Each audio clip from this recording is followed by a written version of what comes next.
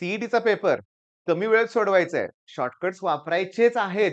इतके भारी शॉर्टकट आहेत ना, मी सगळे तुम्हाला द्यायला सुरुवात केलेली आहे. टायटल इम्पोर्टंट आहे. धोका आहे, धोका आहे. काय धोका आहे? अरे सीईटी आणि बोर्डच्या एक्झाममध्ये फरक सांगतो रे तुम्हाला. की बोर्डच्या एक्झाममध्ये तुम्ही डिटेलमध्ये सोडवा. 3 मार्क मिळून जातील तुम्हाला.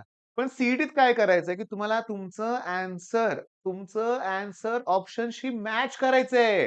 सुरुवात करूया आपण. व्यवस्थित लक्ष द्या. व्हिडिओ तुम्हाला नक्की आवडणार आहे. आता मी तुम्हाला एक न्यूमेरिकल देतोय बरं का, की आय इक्वॉल्स टू 1/x. आत x raise to n plus 1 आणि इथं लिहितोय मी dx. ओके. मग आता करणार काय? मी तुम्हाला सांगतो. तात्पुरतं समजा इथं x रेज टू 4 असेल, तर मी याला x क्यूब आणि x क्यूबने मल्टिप्लाय करणार. मग x रेज टू 4 ला टी पुट करणार. मग ती ॲडजस्टमेंट करणार. कोणी सांगितलंय? हाय की शॉर्टकट. शॉर्टकट काय? 1/n. म्हणजे आतल्या ब्रॅकेटमध्ये एक्स रेस टू जे काय आहे ना, एक्स रेस टू 4 होतं ना, इथं 1/4 लिहा. त्याच्यानंतर येणार आहे तिथं लॉग आणि वरती येणार एक्स रेस टू एन, खाली येणार x raise to n plus 1 आणि प्लस सी फिनिश. 2 सेकंदात उत्तर आहे. हो, मग किती बेस्ट आहे ना? चला मग सोडवायला सुरुवात करूया. शॉर्टकट अप्लाय करूया आपण. चला इथं काय दिसतंय? दिसलं मला शॉर्टकट मी वापरतो डायरेक्टली मला आन्सर मिळणार आहे. मग या इंटिग्रेशनचा आन्सर मिळणार आहे 1/3 कारण क्यूब आहे. मी इथं लिहिणार आहे लॉग, वरती लिहिणार आहे एक्स क्यूब आणि खाली लिहिणार आहे एक्स क्यूब प्लस 1. माझं आन्सर फिनिश आहे. पण 25 एप्रिल ओके शिफ्ट टू आणि 2025 लेटेस्ट क्वेश्चन आहे. आता एक काम करतो. परीक्षेत याचा आन्सर काय होतं बघा. परीक्षेत याचं आन्सर आपल्या आन्सर सारखं नव्हतं की रे बाळांनो. काहीतरी वेगळंच आन्सर दिसतंय. करेक्ट आन्सर आहे. काहीतरी वेगळं दिसतंय ना सांगतो नीट बघा. नीट बघून घ्या एकदा तुमचं मी हे डिलीट करणार आहे. ओके मी हे डिलीट करणार आहे लक्षात घ्या. ओके केलं डिलीट. तर मी तुम्हाला सांगतो प्रकार काय आहे तो. नीट लक्ष द्यायचं. त्यांनी फक्त लॉगचा रूल वापरलाय. काय रूल वापरलाय? की समोर जो नंबर असतो लॉगच्या तो रेज टू होऊ शकतो. म्हणजे लॉग मी याला ब्रॅकेट देतो. X cube divided by x cube plus 1 आणि मी इथं असं क्यूब रूट लिहू शकतो. बरोबर 1/3. लिहिताना लिहिण्याची पद्धत अशी पण आहे, तसं लिहिण्याच्या ऐवजी 1/3 तुम्ही क्यूब रूट मध्येच लिहा ना. काय? X cube upon x cube plus 1. म्हणजे मला सांगायचं काय होतं शॉर्टकट बरोबरच आहे. शॉर्टकट बरोबर आहे, पण हे आन्सर अजून वेगळ्या प्रकारे लिहिता येऊ शकतं. कसं? नीट लक्ष द्या. आता मी तुम्हाला सांगतो. हे तुम्ही लिहिलं? आता बघा. मी असं लिहू शकतो. हे 1/3 तसंच राहू दे. मी लॉगची अशी पण प्रॉपर्टी वापरू शकतो. लॉग एक्स क्यूब डिव्हाईड केले ना, म्हणजे मला इथं मायनस सुद्धा मिळू शकतंय. मायनस लॉग इथं काय येणार आहे? एक्स क्यूब प्लस 1 हेही बरोबर आहे. पण थांबा ना. मी या 1/3 ना आत सुद्धा मल्टिप्लाय करू शकतो. मग आत मल्टिप्लाय केल्यावर माझं काही राहत तर नाही ना नीट बघा रे बरं का बाळांनो. 1/3 न केलं ना मल्टिप्लाय मी. Okay. X cube plus 1 plus C. आता काही मुलांना वाटत असेल, "अरे इथं राहिलं की 1/3." नाही बाळांनो. मी 1/3 ने मल्टिप्लाय केलं होतं. पण मी मगाशी कुठली प्रॉपर्टी सांगितली, की लॉगच्या समोर जो नंबर आहे 1/3 तो रेज टू होतो ना. ऑलरेडी ते एक्स क्यूब होतं. हे की नाही? एक्स क्यूब रेज टू 1/3 मग एक्स क्यूबचं क्यूब रूट एक्स येणार ना. आलं का लक्षात? म्हणजे शॉर्टकट बेस्ट आहेत, पण मुलं गोंधळतायत. सांगतो ना तुम्हाला. आता बघा दुसरा क्वेशन. अरे वाह! सीईटी 2025 म्हणजे हे लेटेस्ट आलेले प्रश्न आहेत आणि शॉर्टकटनं सोडवूया आपण. मग याचे उत्तर मला काय मिळणार? 1/2 log X square divide by X square plus 1 किंवा काय मिळणार? Log X minus 1/2 log X square plus 1 हां, किंवा काय मिळणार मला? लॉग स्क्वेअर रूटमध्ये X square upon X square plus 1 किंवा log X upon root X square plus 1 कारण एक्स स्क्वेअरचं स्क्वेअर रूट एक्स येणार. आता लक्षात आलं का? आता घाबरायची गरज नाहीये. बरोबर ना? नाही, नाही. थांबा. शॉर्टकट म्हणतो ना, अर्ध्या हळकुंडाने पिवळं व्हायचं नाहीये. हा कसला मस्त शॉर्टकट मिळाला नाही. तुम्हाला कुणीही शॉर्टकट दिला. बघा, मी सुद्धा सांगतो तुम्हाला, की पुस्तकातून एखादा शॉर्टकट मला मिळाला. मी तुम्हाला लास्ट टाईम बोललो टाटा मॅग्रॉ-हिल, दिनेश पब्लिकेशन या बुकमध्ये प्रत्येक न्यूमेरिकलला शॉर्टकट आहे. ज्यांनी मराठी मीडियममधून स्कॉलरशिपचा अभ्यास केलाय ना, त्यांना एक माहिती आहे, काही पुस्तक आहे बरं का.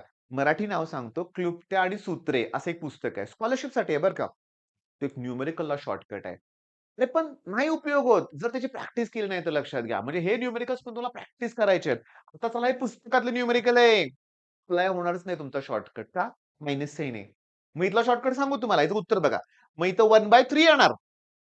लॉग येणार, पण या मायनसमुळे हे वर येणार आहे आणि हे खाली येणार. मग उत्तर आपलं बरोबर आहे. मग यांना सेपरेट करा मायनस साइन. मग तुमच्या लक्षात आलंय. बरं, शॉर्टकट हा एक नाही, भरपूर शॉर्टकट्स आपण दिलेले आहेत. तुम्ही आपल्या शॉर्ट्स व्हिडिओ चेक करा, लक्षात घ्या. मी 1-2 मिनिटात शॉर्टकट दिलेत. पण माझ्या लक्षात आलं, की ही गोष्ट पण तुम्हाला जाणीव करून द्यायची आहे. काय धोका आहे इथं? शॉर्टकट इतके आवडतात ना, मग लेंदी प्रोसेस नको वाटायला लागते. पण बोर्डच्या एक्झामला शॉर्टकट ॲप्लिकेबल नाही आहेत, लक्षात घ्या. तुम्हाला ट्रॅडिशनल मेथडनच गेलं पाहिजे. मग ट्रॅडिशनल मेथड मगाशी नाही का सांगितली तुम्हाला मी? म्हणजे थोडीशी ॲडजस्टमेंट करावी लागते. म्हणजे थोडक्यात आपण एक काम करूया. हे पुस्तकातलाच प्रॉब्लेम बघूया आपण हां. मग आय इक्वल्स टू असं होतं बरं का 1/x आणि आत आहे x³ - 1 dx. मग तुम्ही याला x² न न्यूमरेटरला मल्टिप्लाय करा आणि डिनॉमिनेटरला पण x² न मल्टिप्लाय केलं x³ होणार. मग आता x³ ला t पुट करा. इंटिग्रेशन मध्ये सबस्टिट्यूशन केलं की डिफरन्शिएट करावं लागतं. याचं डेरिव्हेटिव्ह आहे 3x² dx इक्वल्स टू काय येणार आहे dt. मग x² dx ची व्हॅल्यू काय येणार आहे dt/3. मग I इक्वल्स टू बघा x² dx ची व्हॅल्यू dt/3 ते अपॉन 3 इथं लिहूया. शॉर्टकटचा पॉइंट मिळाला का नाही तुम्हाला? मग इंटिग्रेशन मध्ये काय राहिलं? हे dx ला मला dt मिळालंय आणि 1 कोण उरलं x³ ला t पुट केलंय. तर t-1. आता खरी गंमत स्टार्ट होईल. मला जो डिनॉमिनेटरला ब्रॅकेट आहे तो वरती ऍडजस्ट करायचा आणि म्हणून हा शॉर्टकट बदलतोय मायनस साइन मुळे. मला इथे एक मायनस साइन, इथे एक मायनस साइन घ्यावं लागेल. मायनस टू मायनस प्लस आहे. ऍडजस्टमेंट केली का? मग मला प्लस टी आणि मायनस टी केलं पाहिजे. मग आता मला हा जो मायनस मिळतोय ना, त्याच्यामुळे हे उलट झालंय. आलं का लक्षात? म्हणजे बघा मला मिळालं -1/3 इंटिग्रेशन t+1 ला हे दोघं t+1 ला डिनॉमिनेटर देऊन टाकला. t+1 t+ कॅन्सल होईल. 1/t उरेल. आता टी बघा ह्या दोघांना हा डिनॉमिनेटर सेपरेट दिला. टी ला हा डिनॉमिनेटर दिला की टी ला टी कॅन्सल 1/t-1 आणि हे dt. मग चला मला उत्तर काय मिळालं बघा. Log T minus log t-1 मिळालं. ओके. t-1 प्लस सी म्हणजे समजून घ्या मी याचं उत्तर लॉग आहे, याचं उत्तर लॉग आहे. मध्ये मायनस असल्यामुळे मी लॉगची प्रॉपर्टी वापरून डिव्हाइड केलंय. या मायनसचं मी प्लस जर केलं तर ही ऑर्डर चेंज होणार. वरती t-1 खाली t+1 येणार आहे आणि आपलं शॉर्टकट करेक्ट आहे.